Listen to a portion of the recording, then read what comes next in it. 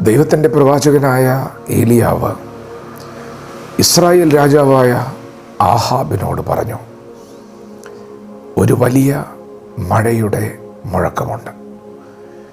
Israel ജനം കടുത്ത ക്ഷാമത്തിലൂടെ, വരൾച്ചയിലൂടെ കടന്നു പോകുന്ന സമയമാണ്. 3.5 വർഷമായി ദേശത്ത് മഴ പെയ്തിട്ട് എല്ലാവരും തളരുകയാണ്, ക്ഷീണിക്കുകയാണ്. എന്നാൽ ദൈവസന്നിധിയിൽ പ്രാർത്ഥിച്ച് ദൈവത്തിൻ്റെ മുഖം അന്വേഷിക്കുന്ന ഏലിയാവിനോട് ദൈവം പറഞ്ഞു, ഞാൻ ഭൂതലത്തിൽ മഴ പെയ്യിക്കാൻ പോവുകയാണ്.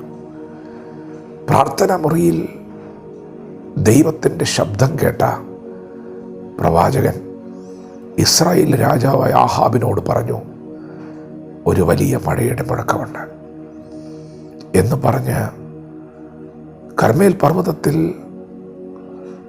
നിലത്ത് കുനിഞ്ഞ് തൻ്റെ മുഖം മുഴങ്കാലുകൾക്കിടയിൽ വെച്ച് ദൈവത്തോട് പ്രാർത്ഥിക്കുകയാണ്.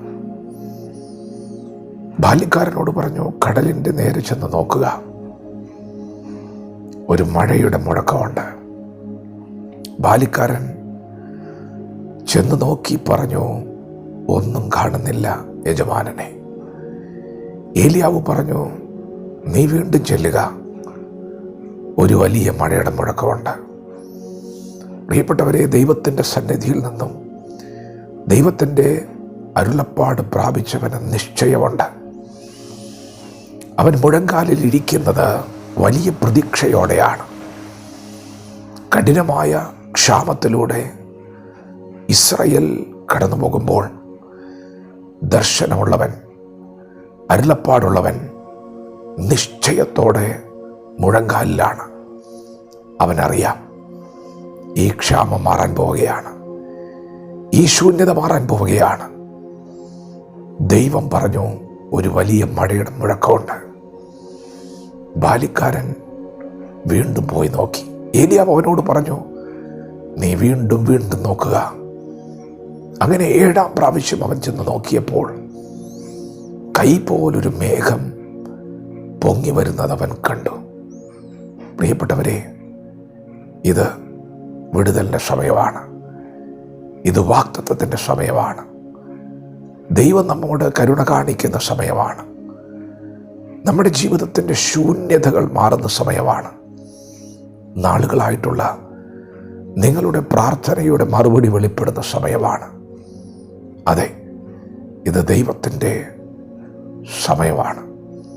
നമ്മുടെ ദേശത്ത് ഒരു പ്രവൃത്തി വെളിപ്പെടും, പട്ടണത്തിൽ ഒരു പ്രവൃത്തി വെളിപ്പെടും, നമ്മുടെ രാജ്യത്ത് ഒരു പ്രവൃത്തി വെളിപ്പെടും. സമാധാനമില്ലാതെ, സന്തോഷം അനുഭവിപ്പാൻ കഴിയാതെ ഞെരങ്ങുന്ന, തകർന്നുകൊണ്ടിരിക്കുന്ന കുടുംബങ്ങൾ പണിയപ്പെടും. ദേശത്ത് സമാധാനമുണ്ടാകും, സ്വസ്ഥതയുണ്ടാകും. പരിശുദ്ധാത്മാവ് നമ്മുടെ നടുവിൽ ശക്തിയോടെ വെളിപ്പെടും.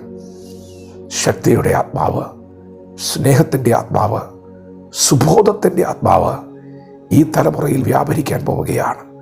ഇരുട്ടിലിരിക്കുന്ന ജനം വലിയൊരു വെളിച്ചം കാണും. അതെ, നിങ്ങളിലൂടെ ദൈവം അത് ചെയ്യും. നിന്റെ തലമുറയിലൂടെ ദൈവം അത് ചെയ്യും. ദൈവം നിന്നെ വിളിച്ചത് ഒരു ജനതയുടെ വിടുതലിന് വേണ്ടിയാണ്. ഇന്ന് പകൽ ദൈവസന്നിധിയിൽ പ്രാർത്ഥിക്കുന്ന, കാത്തിരിക്കുന്ന ദൈവവേദനെ നിന്നിലൂടെ ദൈവം അത് ചെയ്യാൻ പോവുകയാണ്. നിന്റെ തലമുറയിലൂടെ ദൈവം അത് ചെയ്യാൻ പോവുകയാണ്. ശക്തമായ ഒരു ഉണർവ് നിങ്ങളുടെ ദേശത്ത് വെളിപ്പെടുന്നു.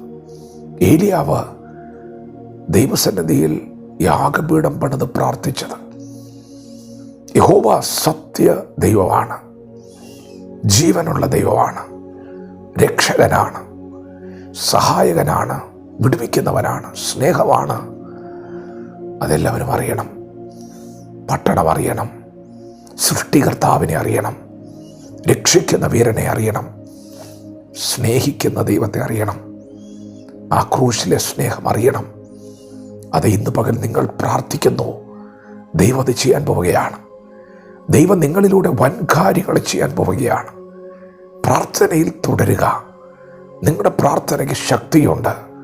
ദൈവം അത് ചെയ്തുകൊണ്ടിരിക്കുകയാണ്. വിശ്വാസത്തോടെ പ്രാർത്ഥിക്കുക. ഒരു വലിയ മഴയുടെ മുഴക്കമുണ്ട്.